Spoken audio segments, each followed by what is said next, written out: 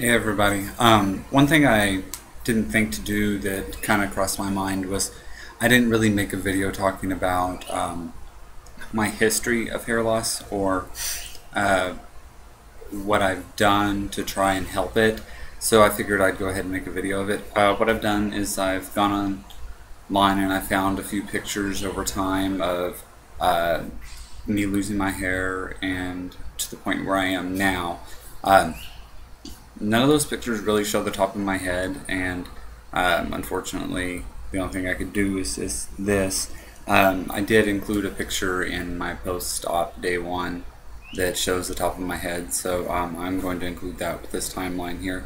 But basically, what I'm just going to do here is just show you a line of pictures from the age of 16 till now of my hair, and then I will talk about what I've done about trying to stop hair loss.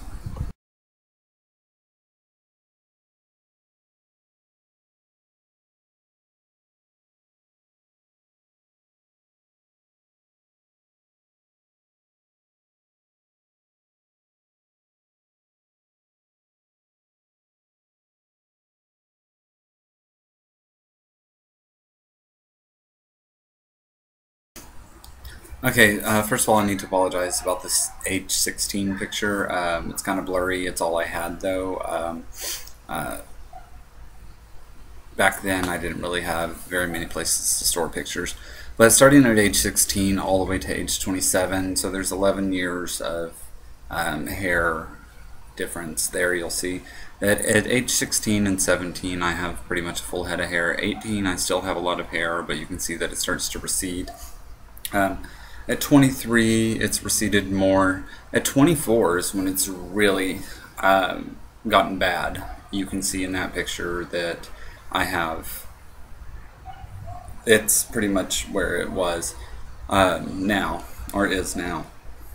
Um, 26 is when I really start to thin through this area, and 27 is the 27 picture was taken back in May of this year, and then the picture of my day of surgery was taken just the other day whenever I had my surgery on Tuesday, August 14th.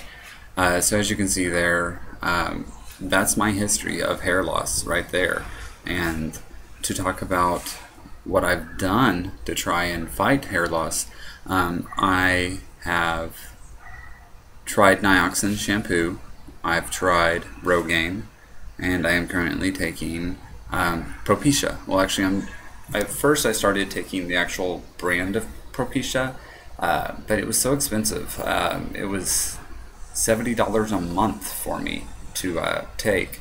Then I got on a generic brand of Propecia, which is much cheaper. I started taking Propecia back in December of 2010.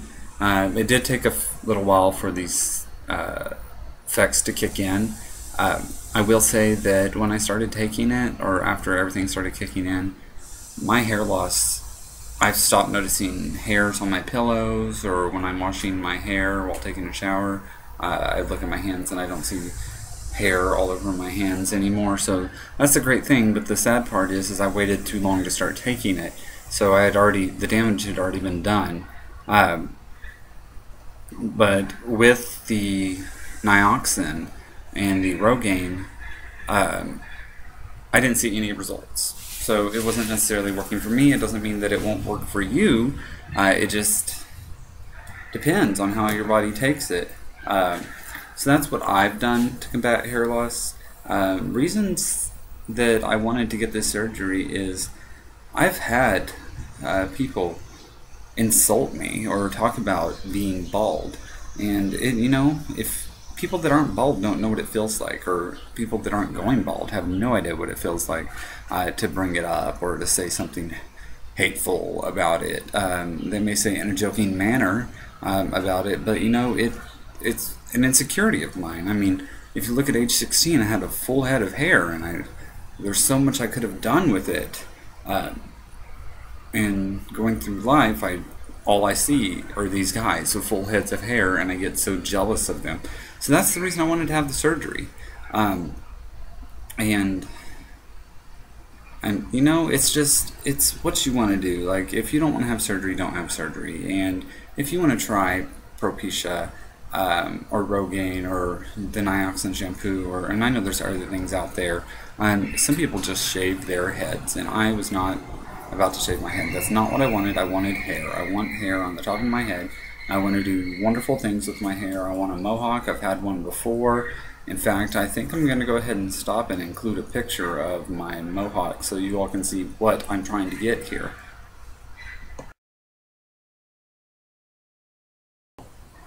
So as you can see from that picture, I had enough hair then to do a mohawk. That was fun. That's something I want to do that I can't do anymore, or couldn't do anymore because of the lack of hair. When that picture was taken, I had already started receding in this area here, but this area had not thinned out yet, so I was able to do things like that.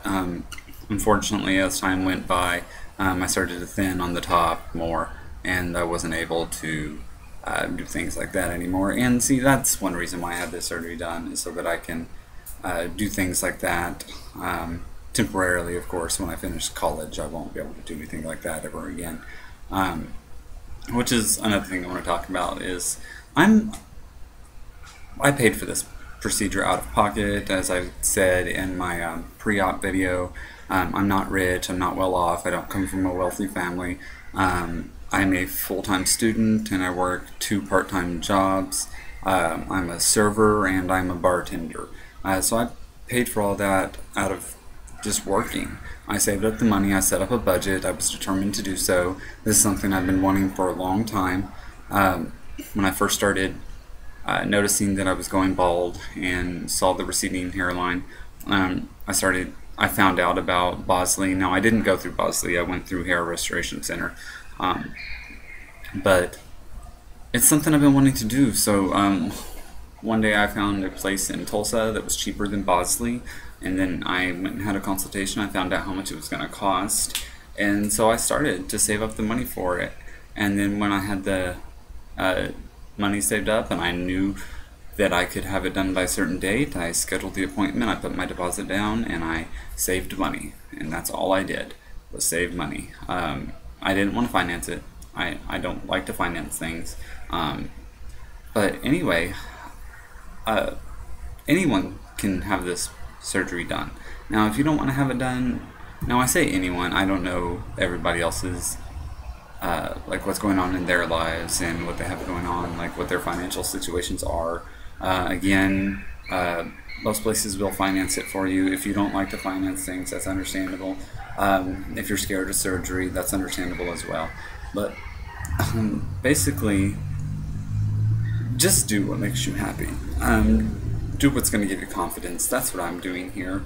And that's also one reason why I'm making these videos, is to try and be a support system for other young men like me that are going through what I've gone through. Guys, you're not the only one. I'm not the only one. There's, from my understanding, 2/3 of men lose hair. It's a high number.